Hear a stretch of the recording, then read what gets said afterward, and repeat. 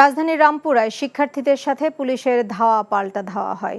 সেখানকার এই মুহূর্তের চিত্র জানিয়েছেন সহকর্মী হাসানুল শাওন।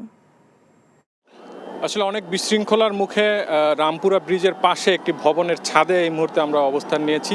তো আমরা ঠিক যেটি দেখতে পাচ্ছি যে আমাদের বাংলাদেশ টেলিভিশনের যেই ভবন রামপুরা, সেই ভবনের দুটি গেট ভেঙে কিন্তু আসলে বিক্ষোভকারীরা ভেতরে প্রবেশ করে এবং বেশ কয়েকটি জায়গায় আমরা দেখছি যে আগুন লাগিয়ে দিয়েছে এবং এই মুহূর্তে পুরো এলাকাটি আসলে ধোঁয়ায় আচ্ছন্ন হয়ে গেছে এবং আন্দোলনকারী শিক্ষার্থীরা তাদের যেই কোটা সংস্কারের যে দাবি, সেই দাবিতে স্লোগান দিচ্ছেন।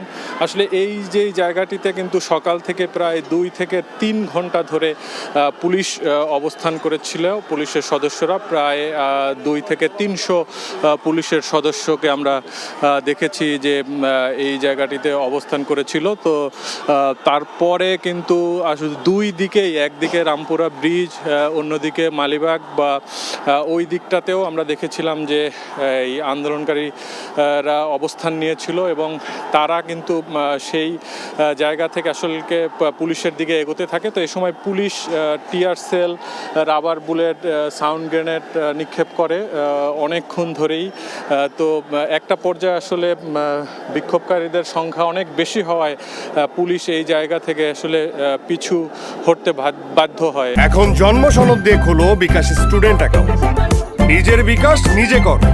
এবং সেক্ষেত্রে বেশ কয়েকজন পুলিশ সদস্যের উপরে আমরা দেখেছি যে আন্দোলনকারীরা চড়াও হয় এবং তারা গুরুতর আহত অবস্থায় আসলে তাদেরকে এখান থেকে আমরা নিয়ে যেতে দেখেছি। আন্দোলনকারী শিক্ষার্থীরাই যখন দেখেছেন তারা গুরুতর অসুস্থ, তারাই তাদেরকে ধরে এই জায়গা থেকে নিয়ে গেছেন। এরপরেই আসলে এই জায়গাটার পরিস্থিতি খুব রণক্ষেত্রে আসলে রূপ নেয়। আপনি দেখছেন যে এখনও আপনারা যে আগুন জ্বলছে এবং পুরো এলাকাটি কিন্তু আসলে ধোঁয়ায় আচ্ছন্ন হয়ে গেছে। তো পুলিশের যেই রাবার বুলেট বা কাঁদানো গ্যাসে ছোড়ার কারণেও কিন্তু এই এলাকার অনেক আন্দোলনকারী তারাও কিন্তু আসলে আহত হতে আমরা দেখেছি। তাদেরকেও আশপাশের বিভিন্ন হাসপাতালে নিয়ে যাওয়া হয়েছে। এই মুহূর্তে আমরা দেখছি যে হেলিকপ্টারও এই এলাকায় টহল দিচ্ছে এবং আমরা দুটি হেলিকপ্টার দেখছি যে তারা এই এলাকাটিতে টহলে আছে। তো আন্দোলনকারী শিক্ষার্থীরা কিন্তু আসলে এই জায়গাটিতে